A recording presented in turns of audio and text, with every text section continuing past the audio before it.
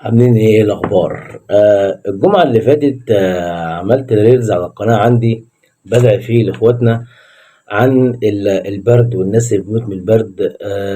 فسبحان الله من بعدها، بعد ما كان الفيديوهات بتجيب 400 مشاهده و700 مشاهده و500 و300 والكلام اللي انتوا بالنسبه لكم عبيط ده، لكن بالنسبه لي حاجه حلوه.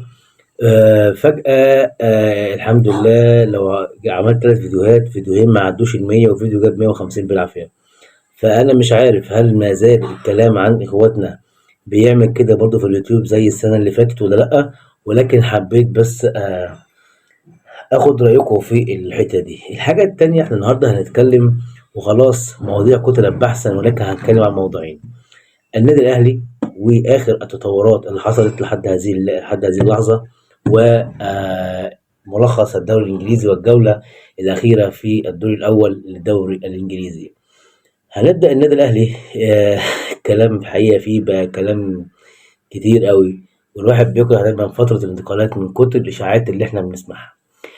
المهم، آخر أسبوع رضا سليم طلع مع كابتن أحمد شوبير على قناة النادي الأهلي، والراجل كان محترم جدا واتكلم بكل احترام، والراجل عبر لكل أهلاوي إن هو فعلا بيحب النادي الأهلي وبيحترم ويكن ويمن كل التقدير للنادي الأهلي، وإنه إزاي اتواصل مع أشرف داري لما كان جاي الأهلي وشكر في الأهلي، وإزاي يحيى عطية الله قليل الكلام وعد الكلام. ولكن في نص الكلام، والحقيقة يعني هي دي أهم حاجة، قال لك إن أنا من بعد الإصابة أو ما بعد مستبعد إن كولر مبقاش يعني، أو مش بيجي يتكلم معايا في النواقص اللي عندي.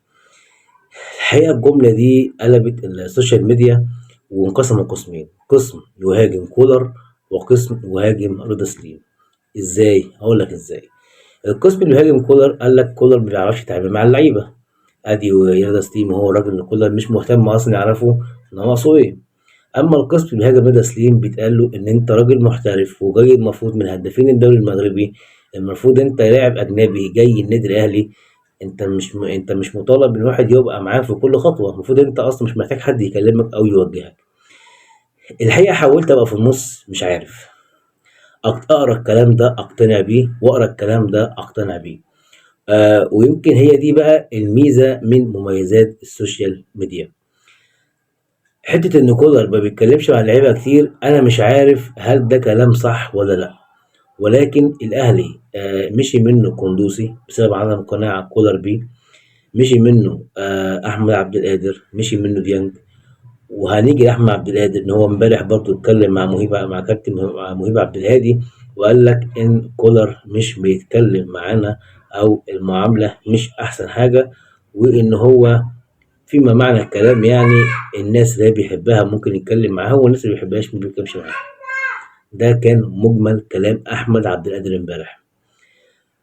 ما اقدرش اقول لك ان دي حمله ممنهجه من اداره النادي الاهلي ان اي لاعب يطلع يقعد يتكلم وحش على المدير الفني، علشان ما اعتقدش ان النادي الاهلي هيكون بالسذاجه دي.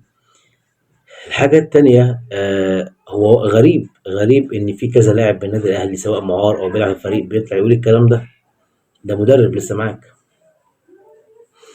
وكل الأخبار تشير إن كولر مستمر في النادي الأهلي، وإن مجلس إدارة النادي الأهلي بتحاول تجيب صفقات علشان تناسب الفترة القادمة في الدوري ودوري أبطال إفريقيا وكأس العالم للأندية. فأنت مش هتعرف تقتنع بده أو تصدق ده وتكذب ده. أنت هتقتنع من ناحيتين لو أنت بره المشهد. طب أنا إيه رأيي؟ أنا رأيي إن أكيد في قصور بالنسبة لكولر مع بعض اللعيبة، لأن مفيش مدرب في الدنيا يكون عنده لاعب زي القندوسي ويستغنى عنه لمجرد إن هو بلاي ميكر رقم 10 مش بيعرف يدافع. لأن أنت في ماتشات كتير هتبقى محتاج واحد بلاي ميكر حلو جدا زي القندوسي ومش مهم يدافع، عندك اتنين وراه ممكن يدافعوا. ومن الناحية التانية هتقول لي كولر ما طورش ولا لاعب، هقول لك تمام، ما طورش ولا لاعب، لكن مع ذلك كولر في السنتين محقق بطولات انت ما كنتش تتوقع ان في مدرب اجنبي هيحققها بالسرعة دي.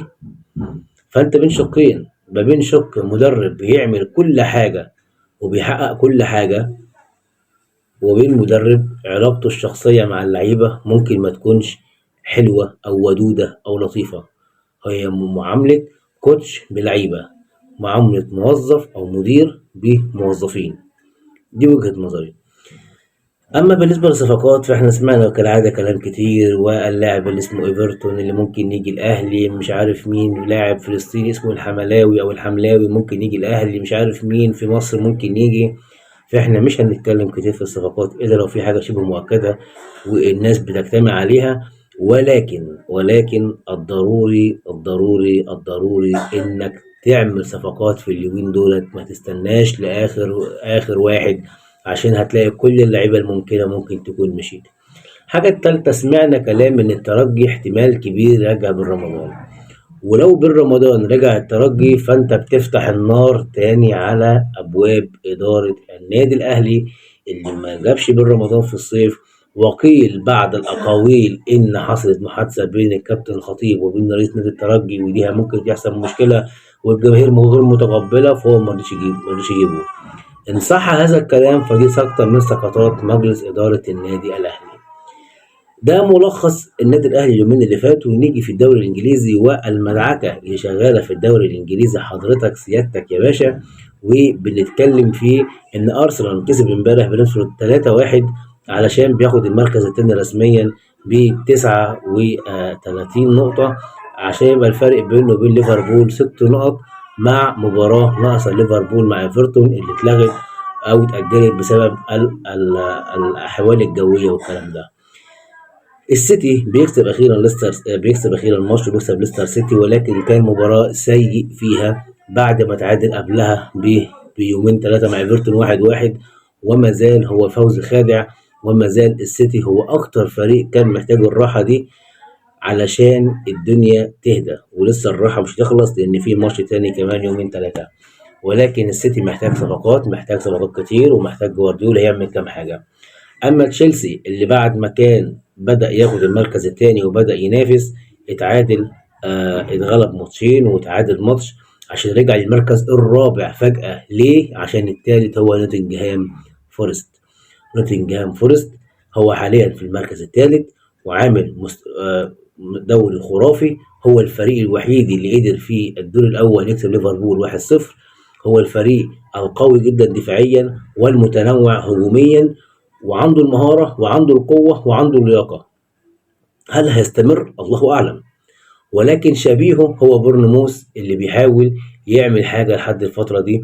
واضح ان بورنموث ونوتنجهام فورست هيرخموا قوي على استون فيلا وعلى تشيلسي وعلى السيتي وعلى نيوكاسل، 6 فرق بتعجن في بعض في الثالث والرابع.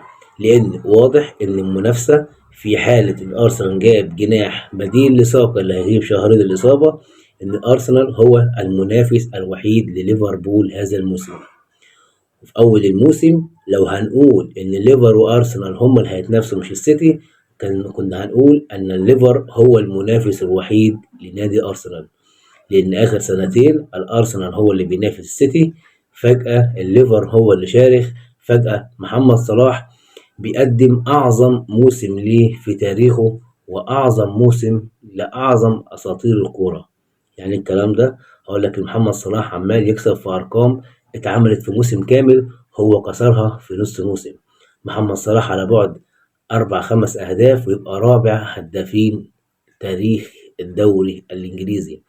محمد صلاح بيبدع ويمتع في ليفربول. محمد صلاح اللاعب هو أسطورة حية في ليفربول، وهو أسطورة مصرية، وهو أعظم أسطورة مصرية كروية في مصر. شئنا أم أبينا محمد صلاح هو هذا اللاعب.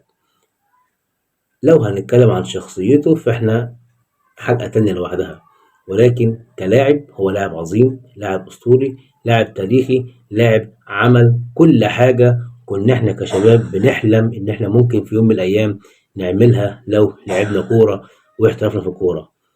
اي شاب كان حلمه يوصل منتخب مصر كأس العالم، اي شاب كان حلمه يلعب في ريال مدريد، في برشلونة، في ليفر، في مانشستر، في سيتي.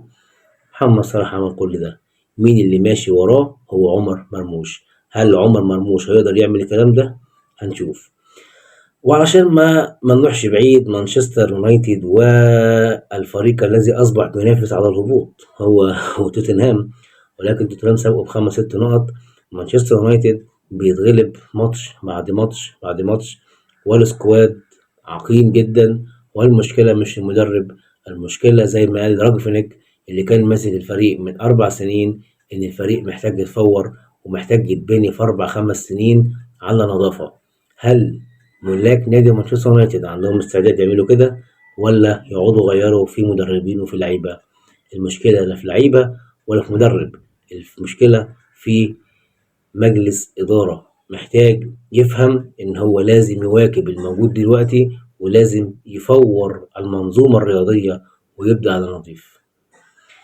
توتنهام الفريق اللي ممكن يكسب النهاردة 5 ويغلب الماتش اللي بعديه 5 عادي جدا، هو فريق ملوش كتالوج.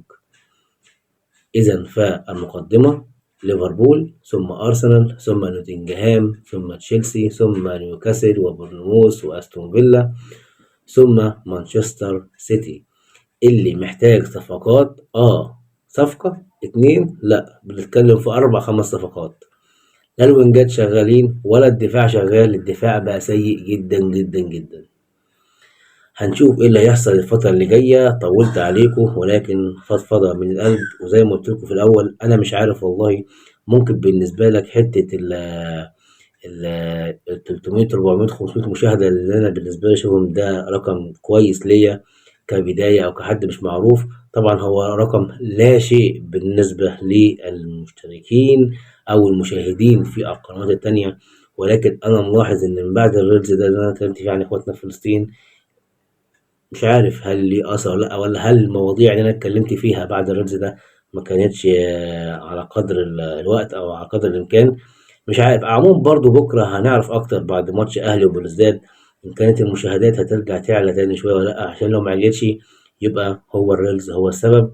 والحقيقة مش عارف يعني مش عارف أفرح ولا أزعل لو كان هو السبب، ولكن تغور أي حاجة إلا إنك تكون محافظ على قيمك وعلى أخلاقك وعلى دينك وعلى حاجة مش بتفتخر بيها، إن ده واجب عليك إنك تتكلم عليهم، ده واجب عليك إنك تدعي لهم، ده واجب عليك إنك تتبرع عليهم. والموضوع بقى مؤسف جدا، والواحد لولا إن هو بيحب حاجة اسمها الكورة ومجال الكورة واليوتيوب أنا كنت ممكن أوقف خالص. ولكن أنا بحب الكورة، أنا بعشق الكورة، أنا بتنفس كورة، أنا مفيش شاغلني كله في الكورة. فدي أكتر حاجة أنا بحبها بحاول أعملها، يا صابت يا خابت. وعندي مواضيع كتيرة جدا ناوي أخش فيها إذا القناة نجحت إن شاء الله وعليت، إن في حاجات كتير في مجال الحياة أنا حابب أتكلم فيها، ولكن مش هينفع دلوقتي علشان عدد المشاهدات والمشتركين. مش بشتكي، أنا بفضفض معاكم. وإلى اللقاء، الفيديو آخر إن شاء الله، والسلام عليكم ورحمة الله وبركاته.